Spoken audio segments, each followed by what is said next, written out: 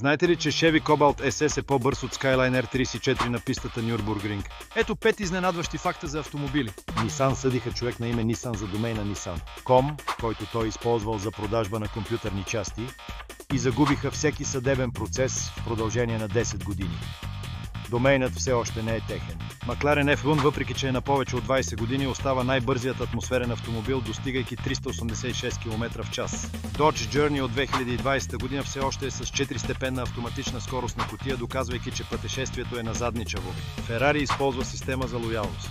Ако не сте притежавали Ферари, не можете да купите техните топ модели. Искате новото F80? Започнете с Калифорния. До 21 Volkswagen произвеждаше повече наденици, отколкото автомобили, но спря, заявявайки, че те са нездравословни за работниците. Кой факт е изненада най-много?